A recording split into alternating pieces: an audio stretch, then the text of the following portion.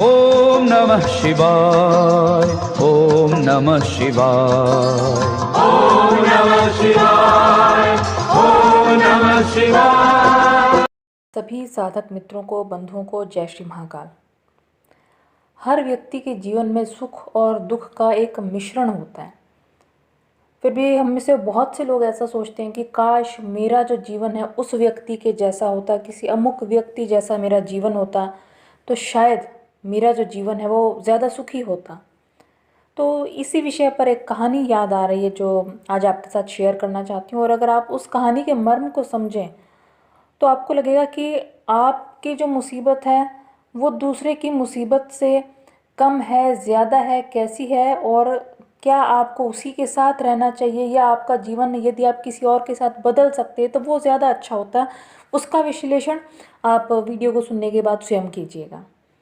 तो किस्सा ऐसा है कि एक बार एक गांव था जहां एक व्यक्ति रहता था, बहुत ही दुखी था। उसे यही लगता था कि उसके जीवन में ही सबसे ज़्यादा दुख है।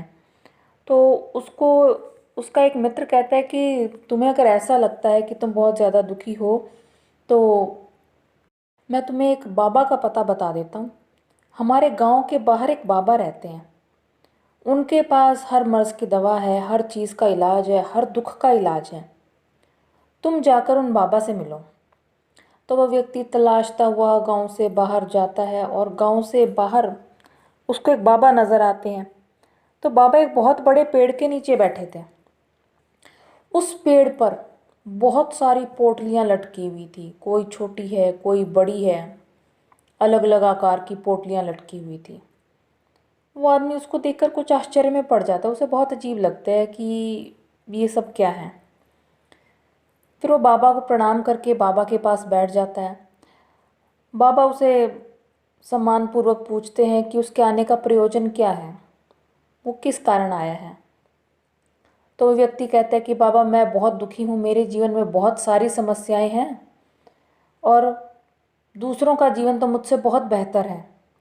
पता नहीं ईश्वर ने मुझे ही इतनी समस्याएं क्यों दी हैं। तो बाबा कहते हैं कि तो तुम इसी के समाधान के लिए आए हो। वो कहता है हाँ, मेरे मित्र ने कहा कि गांव के बाहर एक बाबा रहते हैं और बाबा के पास सबकी समस्या का समाधान होता है, तो इसलिए मैं आपके पास आया हूँ कि मेरी जो समस्याएं हैं उनका आपको अंत कर दें। तो बाबा कहते हैं ठीक है, हो जाएगा, कोई दिक्कत नहीं है। बाबा उसको कहते हैं कि तुम पेड़ देख रहे हो। कहता हाँ। कहता ये जो पोटलियाँ हैं इन्हें जानते हो, ये किस चीज़ की पोटलियाँ हैं। उसने कहा नहीं बाबा, आप बताइए। तो बाबा ने कहा कि ये दुखों की पोटलियाँ हैं।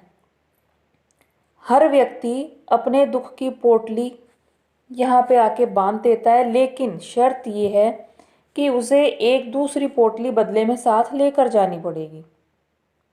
तुम्हें लगता है कि अगर तुम्हारा दुख बड़ा है तो तुम किसी और के दुख से बदल कर ले जा सकते हो, मतलब एक ले जाओगे, एक छोड़ जाओ, अपना छोड़ जाओ, लेकिन तुम्हें दूसरा लेना पड़ेगा, ये शर्त है। तो उसने सोचा कि चलो ये भी ठीक है कि तुम देख लो अपने दुख की पोटली, तुम बना लो आकार से।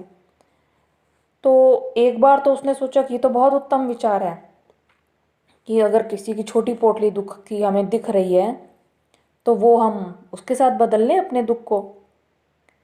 लेकिन तभी उसके मस्तिष्क में एकदम से एक और विचार आया कि कहीं वो जो दूसरे के दुख की पोटली ले जा रहा है वो किस तरह का दुख है, उसकी तो उसे जानकारी ही नहीं है।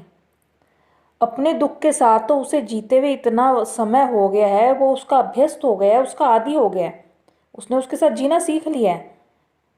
तो अपने दुख के बारे में तो उसे जानकारी है, लेकिन वो नया दुख क्या लेकर जाएगा उसे उसके बारे में क्या पता है। तो उस बाबा की आँख जो बातें थी उससे उसकी आंखें खुल गई। उसने कहा नहीं बाबा, मैं शायद अपने ही जीवन के दुख के साथ जी लूँ, वो ज़्यादा सही है। तो बाबा ने कहा कि इसी चीज़ का मर्म तुम्हें समझ आए या आने वाले को समझ आए, इसलिए ये पोटलियाँ मैंने ही लटकाई हैं।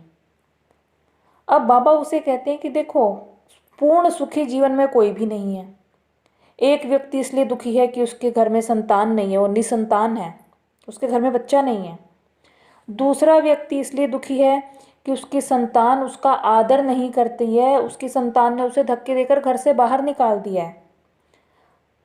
अब मान लो कि जो व्यक्ति निसंतान है वो सोचे कि मैं अपनी पोटली संतान वाले व्यक्ति से बदल लूं। अब पहले तो वो केवल इस कारण दुखी था कि उसकी संतान है नहीं। अब वो उस व्यक्ति के दुख वाली पोटली ले जाएगा तो वो देखेगा कि संतान हो गई, संतान का लालन पालन किया और संतान ने उसे धक्के देकर घर से बाहर निकाल दिया। तो ये जो दुख है वो उसे अपने पहले वाले दुख से और भी ज़्यादा भयंकर लगेगा। तो हर व्यक्ति के जीवन में कहीं ना कहीं एक कमी है, पूर्णता किसी के भी जीवन में नहीं है, लेकिन अपनी स्थिति से दुखी होने के बजाय दूसरे की स्थिति से जलन का भाव, ईर्ष्या का भाव लेने के बजाय हमें अपने कर्मों को सुधारना चाहिए, अपने प्रारब्ध को सुधारना चाहिए और ये मानना चाहिए कि ईश्वर हमें अपने अनुसार, अपने कर्मानुसार फल देता है। जो हमने किया है उसी का परिणाम हमें आज मिल रहा है। जो कर्म हम आज कर रहे हैं उसी का परिणाम, उसी का फल हमें अपने अगले जन्मों में मिलता है। तो उम्मीद करती हूँ आज का वीडियो आपको पसंद आया होगा। यदि वीडियो पसंद आए तो वीडियो को लाइक शेयर कीजिए, चैनल को सब्सक्राइब कीजिए और बेल बटन दबाइए ताकि जब भी हमारा वीडियो आता है तो आपको नोटिफिकेशन के माध्यम से उसकी जानकारी मिल जाए। और मुझसे कनेक्ट करना चाहते हैं तो मेरे फेसबुक पेज दृष्टि दिव्या के माध्यम से आप मुझसे जुड़ सकते हैं। जय श्री महाकाल।